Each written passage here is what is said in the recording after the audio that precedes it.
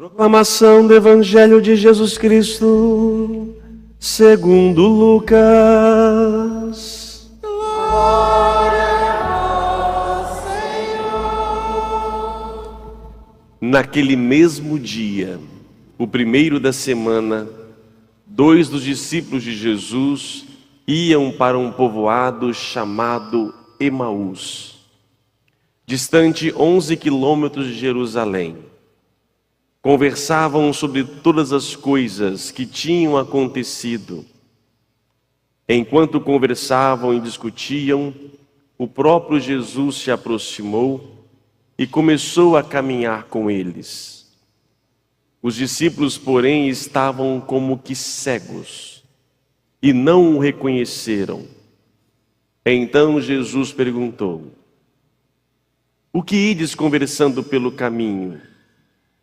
Eles pararam com o rosto triste e um deles, chamado Cleofas, lhe disse: "Tu és o único peregrino em Jerusalém que não sabe o que lá aconteceu nesses últimos dias?" Ele perguntou: "O que foi?" Os discípulos responderam: "O que aconteceu com Jesus o Nazareno, que foi um profeta poderoso em obras e palavras diante de Deus e diante de todo o povo. Nossos sumos sacerdotes e nossos chefes o entregaram para ser condenado à morte e o crucificaram. Nós esperávamos que ele fosse libertar Israel, mas apesar de tudo isto, já faz 3 dias que todas essas coisas aconteceram. É verdade que algumas mulheres do nosso grupo nos deram um susto. Elas foram de madrugada ao túmulo e não encontraram o corpo dele. Então voltaram dizendo que tinham visto anjos e que esses afirmaram que Jesus está vivo. Alguns dos nossos foram ao túmulo e encontraram as coisas como as mulheres tinham dito. A ele, porém, ninguém o viu." Então Jesus lhes disse: "Como sois sem inteligência e lentos para crer em tudo que os profetas falaram. Será que o Cristo não devia sofrer tudo isso para entrar em sua glória?" E começando por Moisés e passando pelos profetas, explicava aos discípulos todas as passagens da Escritura que falavam a respeito dele. Quando chegaram perto do povoado para onde iam, Jesus fez de conta que ia mais adiante. Eles, porém, insistiram com Jesus, dizendo: "Fica conosco, pois já é tarde e a noite vem chegando." Jesus entrou para ficar com eles. Quando se sentou à mesa com eles, tomou o pão, abençoou, partiu e lhes distribuía. Nisso, os olhos dos discípulos se abriram e eles reconheceram Jesus. Jesus, porém, desapareceu da frente deles. Então um disse ao outro: "Não estava ardendo o nosso coração quando ele nos falava pelo caminho e nos explicava as Escrituras?" Naquela mesma hora, eles se levantaram e voltaram para Jerusalém, onde encontraram os 11 reunidos com os outros. E estes confirmaram: realmente o Senhor ressuscitou e apareceu a Simão. Então os dois contaram o que tinha acontecido no caminho e como tinham reconhecido Jesus ao partir o pão. Palavra da salvação.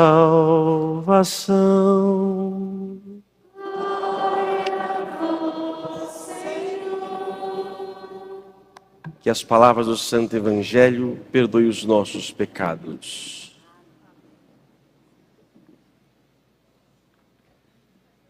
Como sois lento para crer e como sois sem inteligência. Amados irmãos, nós celebramos há 2000 anos a ressurreição de Jesus Cristo. Quais elementos nós temos para crer nisto? E o que significa ter uma vida ressuscitada no tempo de hoje? Passamos, depois de 30 anos, 3 anos que os discípulos ficaram com Jesus intensamente, eles passaram 2 dias, 3 dias de profundo desespero, onde houve traição, abandono, suicídio, tudo isto. A comunidade que estava ali tão unida, de um dia para o outro se tornou um caos. Eles já não mais se reconheciam, se escondiam e se negavam um ao outro. Uma comunidade que passou por um trauma sem precedência naquele momento. 2, 3 dias depois, então, acontece a ressurreição. Hoje pela manhã, o Evangelho dizia que Maria Madalena fora então ao sepulcro e viu o sepulcro vazio e conversou com anjos. Só que isso não foi suficiente para a comunidade acreditar. Tanto é que os 2 discípulos, chamados discípulos de Emaús, no dia de hoje, à tarde, vão embora. Eles deixam, passado a Páscoa, muitos já foram embora, com medo ainda de serem presos, eles deixam Jerusalém, vão embora de Jerusalém, porque ainda eles eram perseguidos. Porque se mataram o mestre, matariam também eles de forma cruel. Então eles voltam para Emaús. Emaús era um povoado, era a cidade deles. Eles voltam frustrados, porque mesmo com a notícia do túmulo vazio, não era suficiente. Para eles, Cristo teria morrido, e com isso morria também todo um sonho de que seria o Messias, que seria o Salvador, e tudo foi por terra. É como você investisse durante anos num projeto e de repente acabasse tudo. Ontem eu vi uma história em Mimoso do Sul, por causa das enchentes. Um dentista, não conheço, soube a história dele. Ele construiu um mega laboratório ali na cidade, um consultório, tudo pronto. Ia inaugurar esta semana. Ele investiu muito naquilo e de repente tudo debaixo d'água. E tudo que ele investiu acabou. Tem que começar do zero.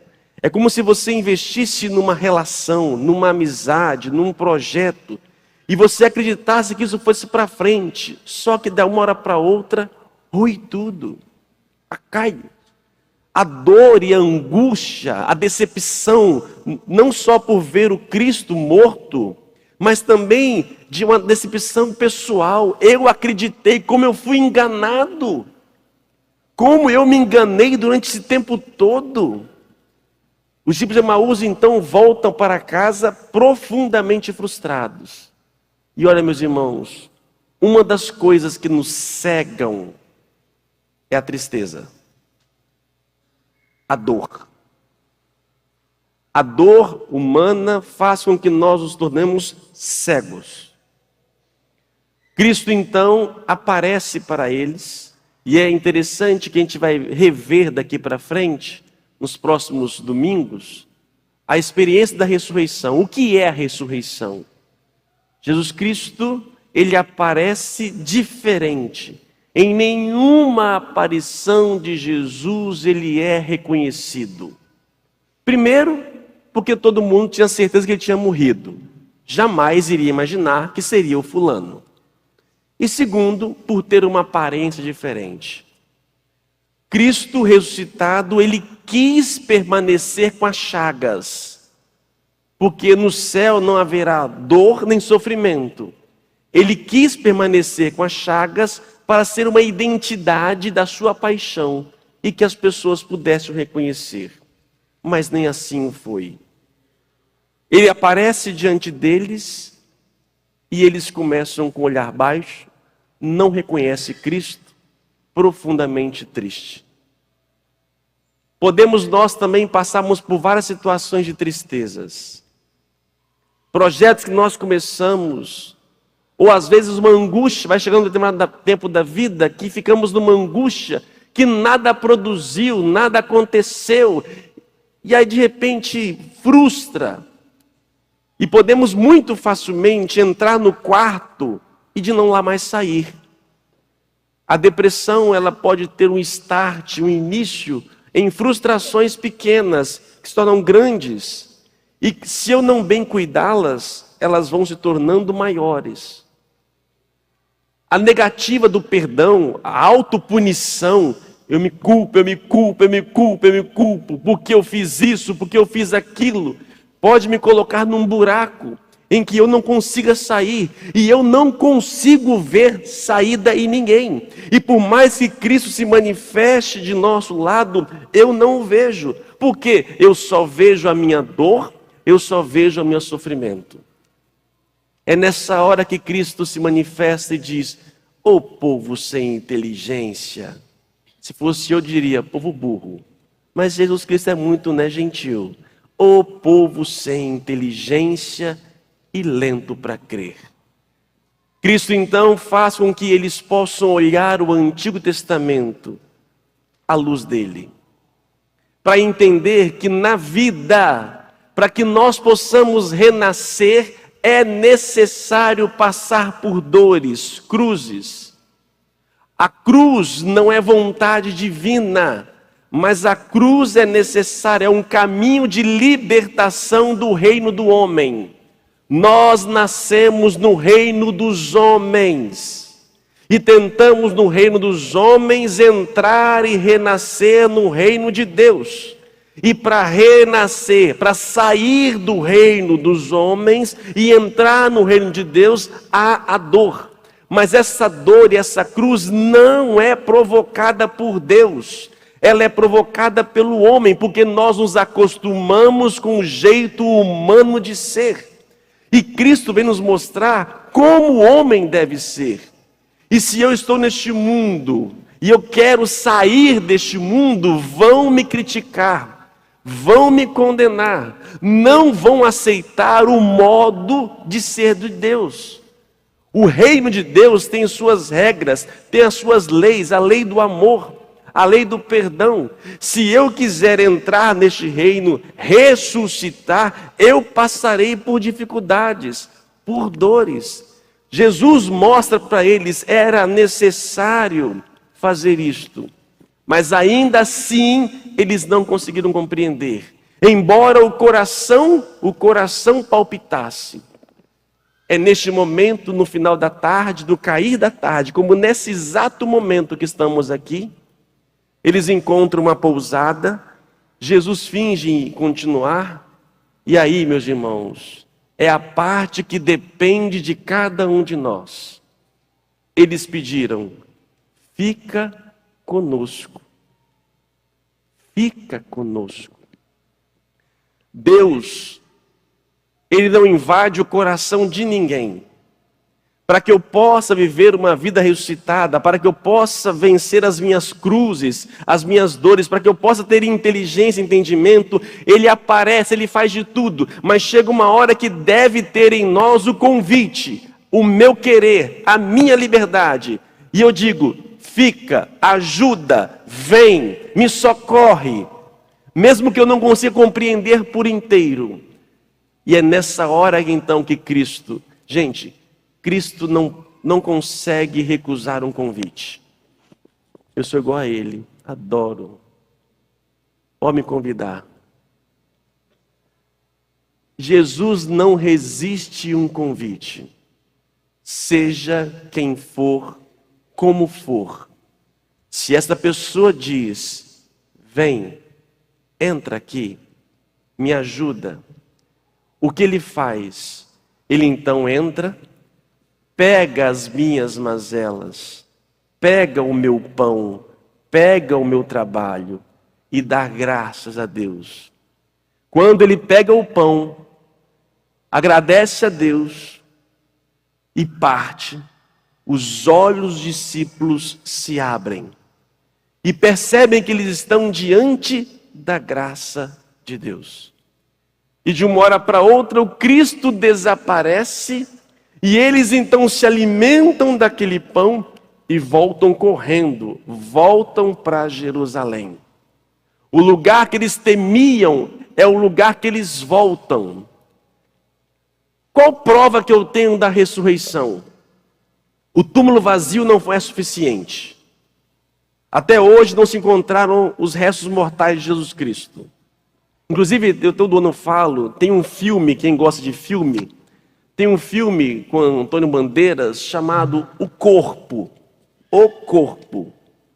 Esse filme, ele faz uma história muito interessante, é como uma descoberta de uma ossada do tempo de Cristo, uma ossada com os mesmos sofrimentos de cruz como de Cristo. E o filme passa, a questão é se aquele osso é ou não os ossos de Cristo.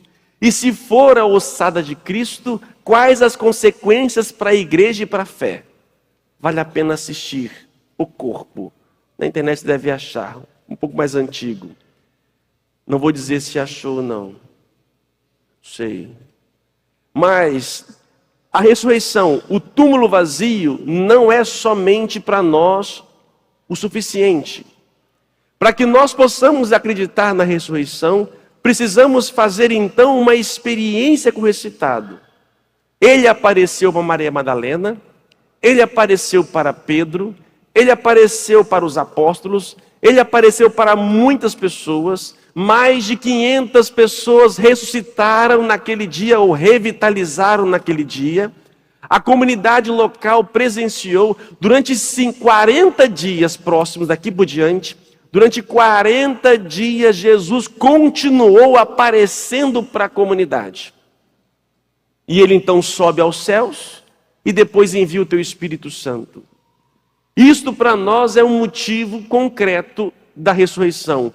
Porque aqueles homens que tinham profundo medo, de repente se tornam evangelizadores, capazes, com um discurso, com uma oratória jamais pudesse ser aprendida em tão pouco tempo.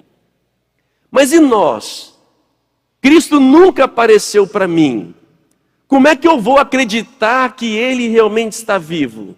Será que a ressurreição é só uma ideia, onde as pessoas se unem em seu nome, Ele se faz presente? É porque eu pego a palavra dEle e vou vivendo, então Ele está vivo nas minhas ações? Não. Jesus está vivo enquanto pessoa, ressurrecto e vivo. Como nós fazemos experiência com Cristo?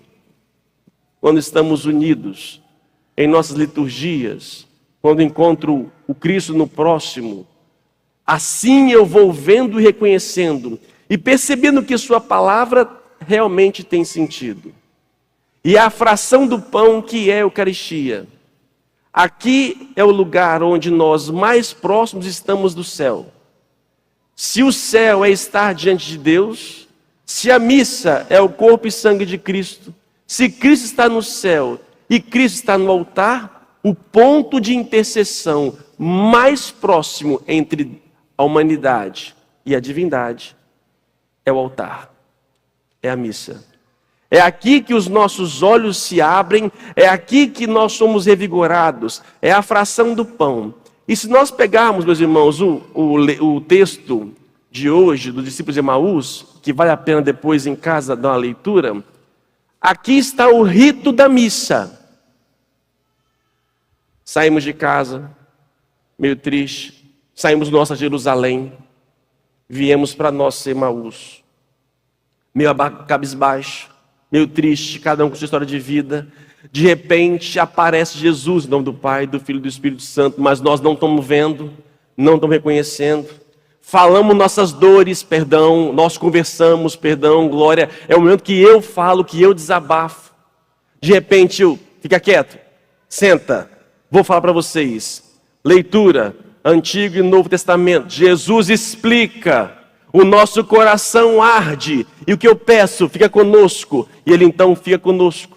Ele pega então o que eu tenho, dá graças, se transforma, o nosso olhar percebe, e Ele entra dentro de nós e some de novo.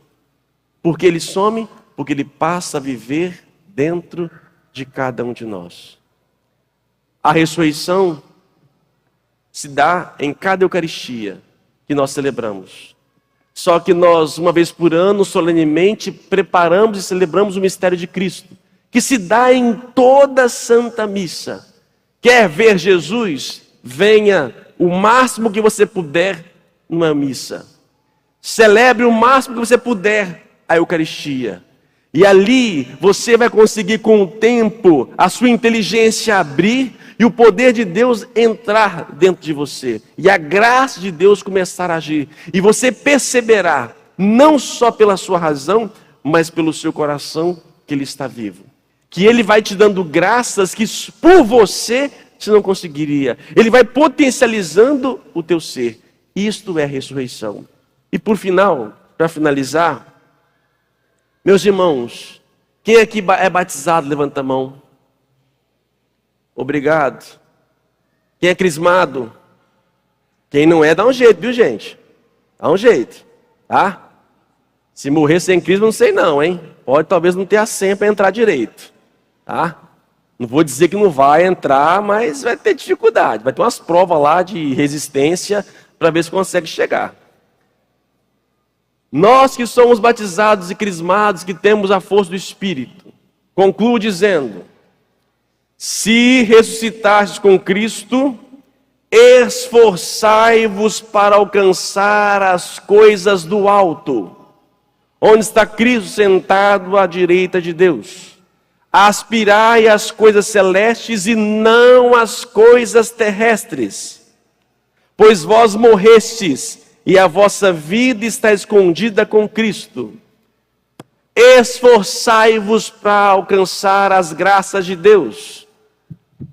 Quanto tempo da sua vida você gasta para as coisas terrenas? Sim, é bom ter uma casa, é bom ter um carro, é bom ter uma estrutura de vida. Ajuda. Mas cuidado para você não gastar a sua vida só para construir o seu prazer terreno. Esforçai-vos para as coisas do alto. Comece a construir a sua casa no céu.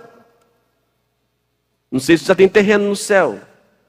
Quem é batizado e crismado já tem um terreno. Ao ser batizado e crismado, você tem um terreno. Só que você tem que mandar tijolo lá para cima. E qual é o tijolo lá para cima? O amor. Quando você ama, é tijolinho que sobe. Quando você obedece a palavra de Deus, os mandamentos, é tijolinho que sobe. Quando você peca, é concreto que desce. Eu não sei como está o seu saldo. Talvez você pode amanhecer um dia com a mansão pronta e terminar o dia com a casinha pequenininha. Porque é assim, né? No céu se constrói e se destrói no mesmo dia ou na mesma hora. E o problema é você morrer quando você não tem nem privada tem no céu. Se você morrer naquele momento cruel da sua vida, misericórdia. Por isso, prepare-se, esforçai-vos. Faça uma força a mais para ter as coisas do céu. Mesmo que a vida tenha cruzes, nas cruzes da vida, saiba reconhecer um caminho que leva a Deus. Para de murmurar a sua vida, sentar no banquinho e chorar. Ai, eu sou sofredor. Para de ficar comparando a sua vida com o outro. Esforce por aquilo que Deus te deu. Aceite a vida que você tem. E dali faça um canal de graça. E você verá a ressurreição. Procure ter aqui na terra aquilo que é eterno. Que a sua alegria aqui seja aquilo que é eterno. Se a sua alegria é aquilo que é terreno, quando você morrer, não terá alegria. Mas se a sua alegria aqui, a sua vida aqui, é para ter aquilo que é eterno, quando você morrer, você continuará tendo. E o que é eterno? Amor, paz, bondade, tudo isso que vem de Deus. Por isso, amados irmãos, vamos nos esforçar um pouco mais e que a ressurreição de Cristo renove em nós esse desejo, essa força, esse ardor. Louvado seja o nosso Jesus Cristo. Para sempre seja louvado.